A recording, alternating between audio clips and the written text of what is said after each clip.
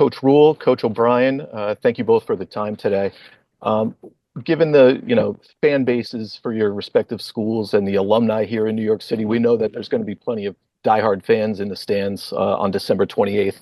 But for the more, maybe casual fan who's just curious to come to Yankee Stadium and see a bowl game, how would you kind of, sell them on your team? What can they kind of expect out of your squad if they're not as familiar?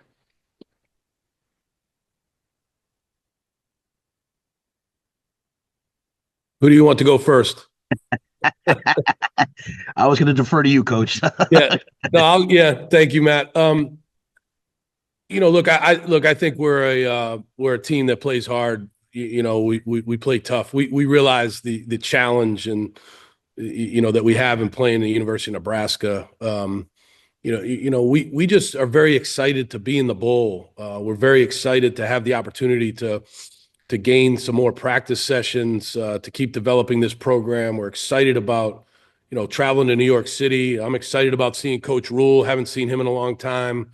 And so, relative to our football team, we're going to show up and play. These guys play hard. They care about Boston College. They care about their teammates. And, we're looking forward to the game. I think to echo that, I think, people that are thinking about, coming and watching the game, trying to make that decision. I think you're going to see two teams, because I have great respect for Coach, and I've watched his team. Two teams that love to play the game. They're physical. They're going to compete. This is going to be one of those games where both sides show up. And I think isn't that what we all want when we watch a ball game? We want to see people that want to play the game and play it the right way. And it'll be, like my wife said, and I say this like when it was Coach O'Brien in Boston College, like what a classy team, what a classy coach. Our family's connections to Boston College, being the head coach at Temple, coaching at the Giants, which is obviously a lot of the Mara family are Boston College people. Ed Foley's on our staff, who's my brother Glenn was the quarterback at Boston College, whose dad was there. I worked for Al Gold. So the ties to Boston College for us are great. And so to me, these are two iconic brands, in today's college football, two classy organizations. I think people will see a great, great football game. Thank you. We'll take the next one from Robin Washut from Husker Online. Hey, Coach O'Brien, you're going to have a familiar face on the other sideline with John Butler, who's going to be the defensive coordinator, at least for this bowl game. Going back to 2013, what do you remember from your experience working with him, and what kind of defense can Nebraska fans expect in this bowl game from a John Butler defense? Yeah, John's a very bright guy. Did a good job for me at Penn State and at the Houston Texans. Great knowledge of the game. They're going to, like Coach Rhule just said, they're going to be a very tough unit, very physical. You better be ready for, a lot of different looks, a lot of different, things that he can throw at you. And, he has great background since he worked for me, working for, obviously the Buffalo Bills and Sean McDermott, and now at University of Nebraska. So big challenge for us. And, we like I said, we're excited about it. We're very thrilled to be in this bowl, and just looking forward to the opportunity, looking forward to the game preparation, and then looking forward to, going against the University of Nebraska. Like for me, I coached at Penn State, and I know Matt went to Penn State, and playing the University of Nebraska is an honor, because when I was at Penn State, we played them at Nebraska, we played them at Happy Valley, had two really tough games, didn't win either one of them. But just, that's what Nebraska football is. And Coach Rhule's carried that tradition on. They're very tough, very physical, and I'm sure we can expect that from their defense. We'll take the next question from Tiffany Williams from News Talk New England. Congratulations to both coaches. There's a lot of physical preparedness that goes into this. What is the mental preparedness from both teams?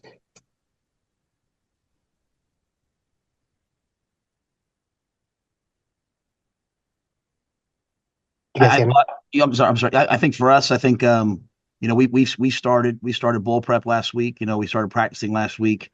As Coach said earlier, this is an opportunity for our team to move forward. Once we knew it was, Boston College on Sunday, now we've begun prep for them. And so, I think, mentally for us, our guys will be prepared. This is an opportunity to, we made some coaching changes. We've had some coaching changes.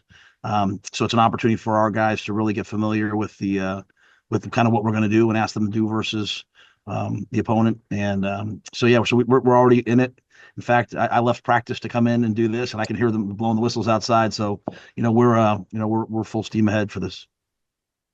Yeah, I would say very similar thoughts on that. I look at this in many ways for us at BC as this is, the 2025 Boston College team.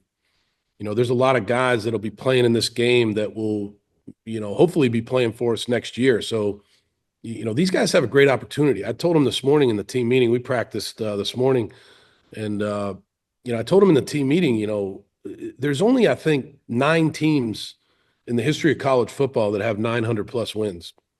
You're talking about Alabama, Ohio State, Michigan. You've got University of Nebraska. It's a great opportunity, and for a lot of these guys who, are playing in this game for Boston College, man, it's a great opportunity to go out and play as good as you can play against a really good Big Ten opponent. So I just mental preparation. I mean, if you can't get up to playing a game like this, I think for our guys, I don't know, you might want to check yourself out a little bit.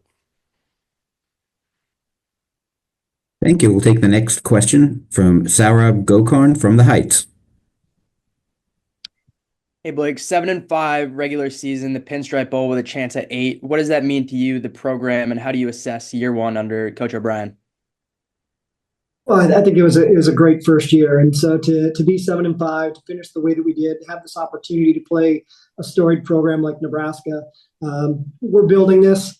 Coach O'Brien is building it, and I'm going to continue to do everything I need to do from my position to give him support that he needs to have this program be one that everyone who has an association with Boston College can be proud of. And I think we saw that on the field all 12 weeks this year, and looking forward to a game on December 28th at noon against a great University of Nebraska team.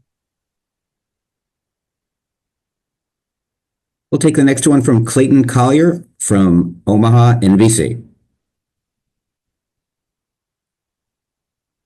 Hey, Matt, I just wanted to ask when you had the opportunity, when you found out that you were going to be in the Pinstripe Bowl, what was your reaction from your parents, and just kind of with your upbringing, what kind of moment is this for you and your family? Yeah, I appreciate you asking that. Yeah, my parents live in Omaha now. My sister just moved from Brooklyn to North Jersey a couple of years ago, but she works in the city.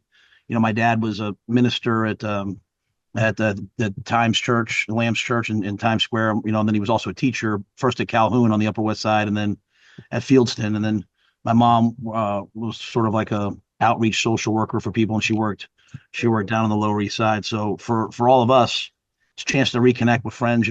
I grew up kind of in Park Slope and 32nd and 2nd, and I lived over on Roosevelt Island. So I had all my buddies from Roosevelt Island hit me up. Are you coming over? Are you gonna, what are we gonna do? So we love the city. It's home. It's been home for a long time. We love the people that are there. So it'll be fun. It'll be fun for my parents. It'll be fun for obviously to see my sister. But it'll be fun for my wife and I and our kids, because, as I said, in that time when I was out at Carolina and before I took the job at Nebraska, we brought our kids to the city, and in our profession, you don't get a chance to do that, right? And we did the Rockettes, we did the Lion King, we did Serendipity for the Frozen Hot, all the things that I grew up doing. I had a chance to share with my kids, and so now for our staff to share it with their kids, and really for our players, like I had Cam Lenhart, who's from Staten Island via IMG. I had him get up and explain to the guys just how much fun this would be, just even just walking around the streets of New York. So it's a special kind of full circle moment for us. And when I talked to Mark the other day, when we talked to John Mosley, just made sure we conveyed that. I don't want to make it about us, but our family, but we are very, very, very excited. We'll take the next question from Trevor Haas at Boston College. Sticking on the theme of families, just a question for Bill. What was your reaction when your family's reaction when they found out they're going to enemy territory, Yankee Stadium? How did they react to that?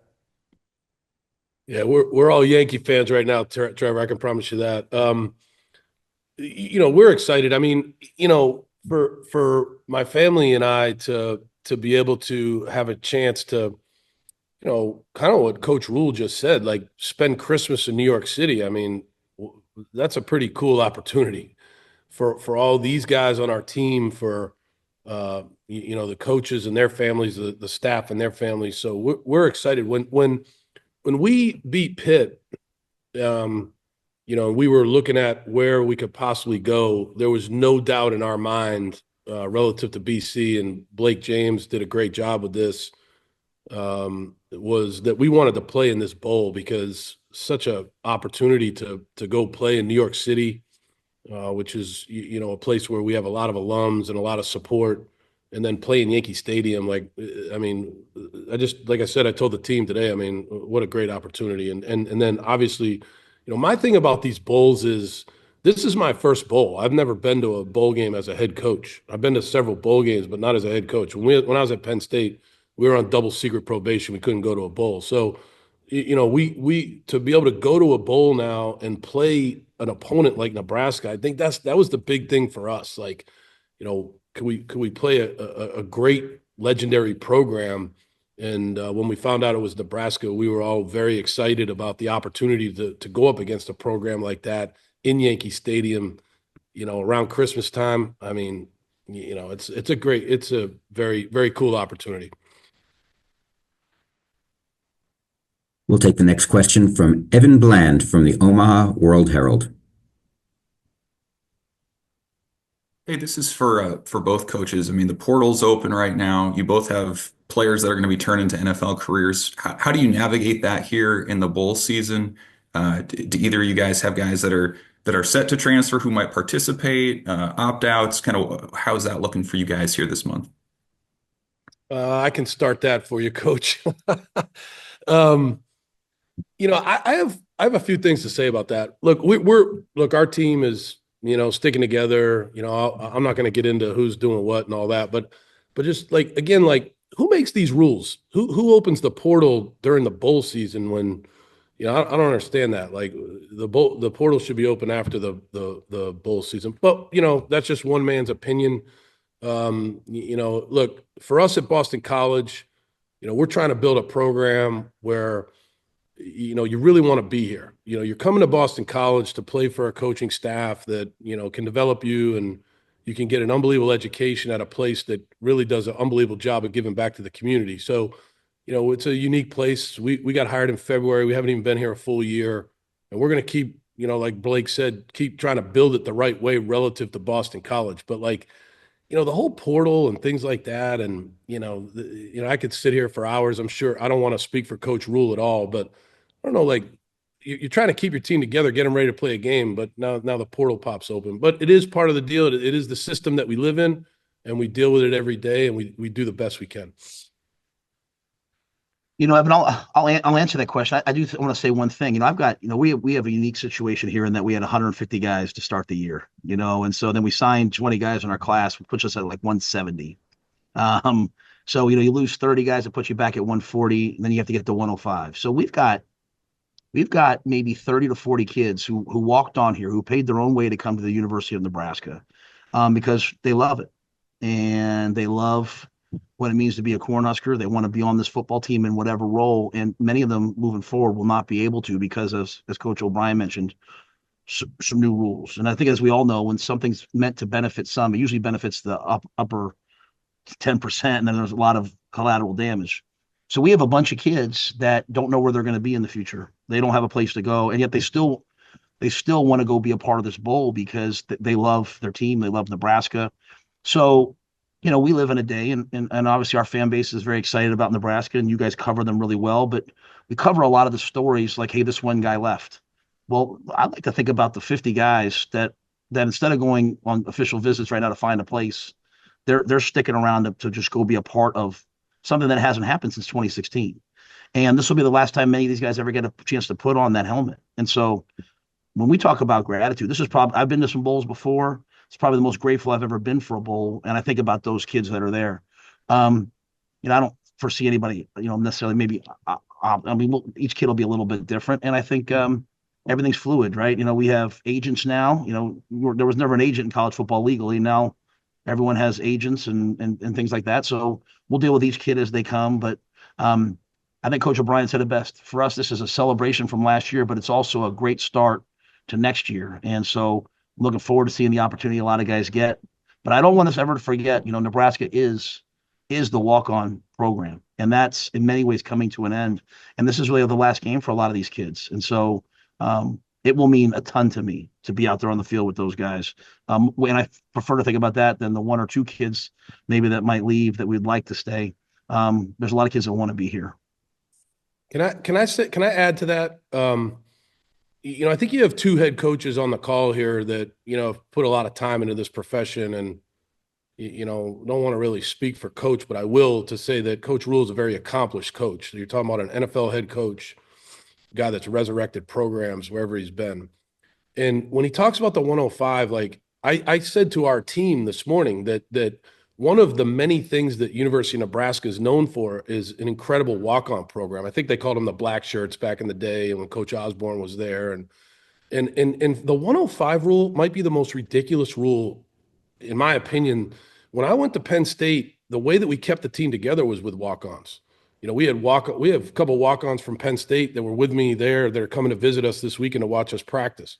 The walk-ons are the heart and soul of college football.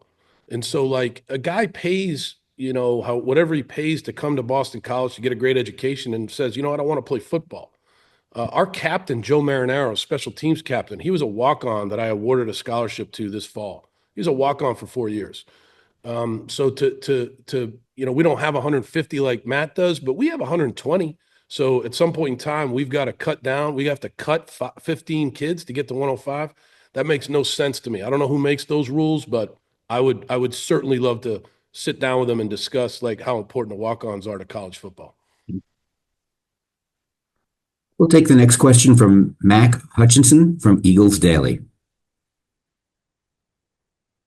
Appreciate the time, coaches. I kind of have a follow-up inevitable question for Coach Matt Rhule. There have been rumors this week about Dylan Raiola potentially entering the transfer portal. Just wondering, are you able to confirm that Dylan will be playing in the Pinstripe Bowl later this month? He's at practice right now, going through the game plan. So, again, I think this press conference is really more for the teams. I don't speak for our players. I know he put a message out last night. So I think there's always going to be rumors. I don't deal in rumors. I deal in facts. So, he's here. He's with us. He's been all in for us. He's a good enough player that every school in the country should probably come try to recruit him. And, that's the world we live in now. But like I said, I think he's out there right now, and this game will be more than about just one guy. It'll be about our whole team, and excited to see the way that he plays. Appreciate it, Coach. We'll take the next one from Matt Sotil from KETV Omaha. Good morning, guys. My question comes in for Troy Dannen. Troy, it's been a little while for this university in this position. How is it working for you guys from a logistics perspective in terms of the band, the cheerleaders, getting everyone to New York, and how that's being financed? Well, I think, even though maybe it's been a little bit for Nebraska, there was a plan in place here. And obviously I and my lieutenants have been at places where we've been through this before. So, the logistics, we're not reinventing any wheels. So we've got the band set. I think we'll have probably 150 band members there.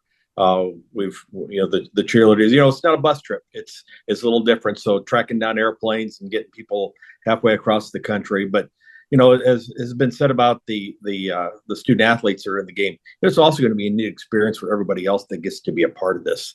The band, for Pete's sakes, is going to be on the field in Yankee Stadium. Who would have ever imagined when you signed up as a freshman to be in the band at the University of Nebraska that this is something you get to do in your career? So the opportunity here goes well beyond just the student athletes. We'll take the next one from Alex Hemeke from CentralNebraskaToday.com. Questions primarily for Coach Rhule, Coach O'Brien. I don't know if this entirely applies to you. Emmett Johnson entered the portal, then withdrew from the portal. How does that affect your game plan going into the weeks to come? As a guy might jump into the portal, then decide to jump back out. Primarily again for Coach Rhule, Coach O'Brien. I don't know entirely whether this fully applies to you. I haven't checked out to see if anybody's withdrawn from your portal yet from your team yet. Yeah, and in full disclosure, the portal wasn't open till Monday, so just sort of like as people go through the post-season process, there's all different kinds of emotions and decisions and pain points and sticking points and financial points and how am I going to be used, and I think it's different in every area. So, and just like for me as a head coach, I do that with my staff. I have staff that all trying to figure out what are my opportunities. But yeah, so I think we go out every day and we coach the players that are out there for that day. And if a guy's got a class, then we don't coach him. If a guy's sick, we don't coach him. If a guy's decided that he might want to leave, we don't coach him. You know, I have a unique perspective, and then I have these conversations with a lot of these guys. There's a lot of pressure on a lot of players. There's a lot of there's a lot that's there. But we love Emmett. He's a great player in his heart. He's always wanted to be a Husker.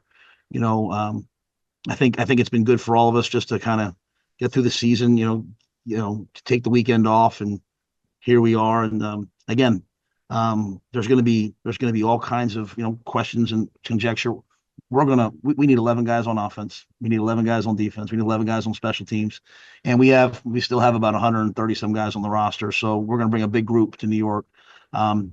Dana's brilliant. Dana will game plan. He'll have it ready. But I know Emmett will be a big part of that game plan. And I do want to say this. Ramir Johnson has given 6 years to this program, a ton of injuries. I think one of the things that we're all excited about is, he's obviously grew up in Harlem. I think we're all excited to watch, send him off at home. And I know Emmett's excited about that. So, yeah, I'm not giving you a great answer other than this. It's just kind of very stoic time. Just like I can't complain about the portal and then recruit it. So I'm with Bill. The timing's a little off, but we're going to recruit the heck out of the portal, and we're going to the guys that need to be here will be here. We'll take the next question from John Schwartz from Yankees Magazine. Hi, everyone. Obviously, Mark went through all the activities that are planned for you all. Memorably, a few years back, Steve Adazio with Boston College said that he was coming to New York to look for a meaningful meatball. I'm wondering, besides for the stuff on the official itinerary, what maybe you want to do if you get some time to sneak away in New York a little bit? Obviously, you can tell by this FaceTime or whatever we call this Zoom that I'm looking forward to eating. I enjoy eating, so I know the restaurants and all those things are great, and I'm actually really looking forward to seeing Yankee Stadium. I'm looking forward to Radio City Music Hall. I think New York City is just obviously one of the greatest cities in the world, and to be able to take our team there, and the staff and the support staff and the administration, I think it's just it's going to be a cool 4 or 5 days, whatever it is, in New York City. I'm looking forward to the whole thing. Yeah, I think first of all, I'm excited to take my daughter. My daughters are 9 and 12. My son's 20, but my daughters are 9. They've never been to Roosevelt Island, where I grew up. So I'm excited to take them on the tram and take them back to where I went to school and where I did things. So that'll be fun for me. I'm excited to find a nice Christmas Eve Feast of Seven Fishes type deal. Like where else can you do that better than in New York? So I'm sure my wife's got some reservations, and I'm excited to see the bill every night from my wife and my daughters when they go out shopping every day. So, Coach O'Brien, you and I can maybe we should play this game for the other guy has to pay for whatever the bill is at the Split the bill. Split the bill. Split the shopping bill. I forgot about that. That's right. The American Girl Store has seen nothing like Vivian Leona. So.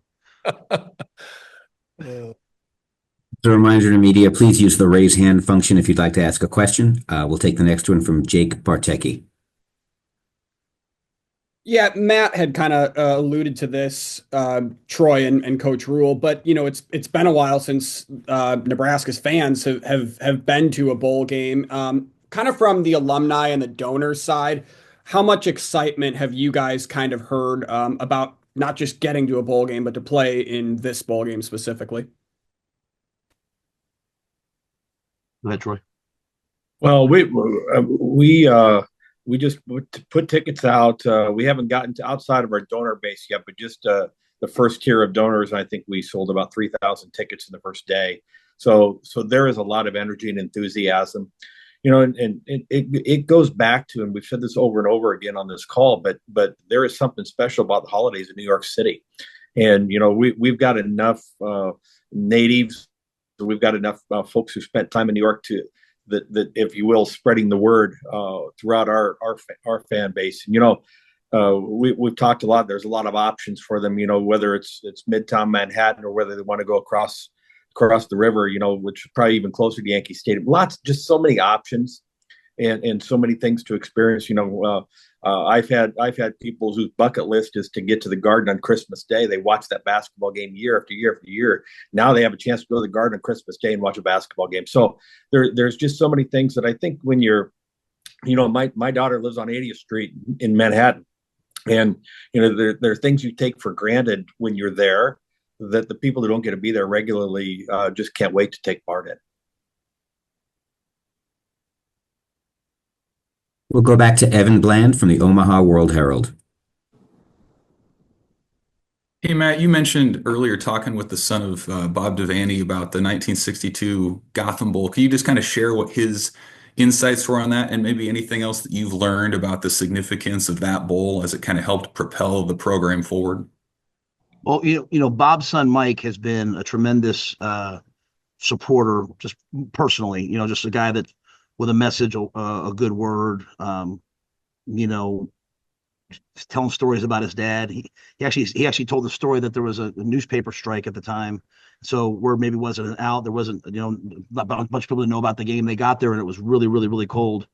And he said, Coach Devaney told everybody, said, hey, knock them down on the first play and let's try to make these guys not want to play this game. So, I knew that when I first took the job. I knew that was the first bowl game that he played. And so for me, as I've said, this is, since I was at Temple, this has been a bowl game that I've always said, hey, what an experience, for our team and for me.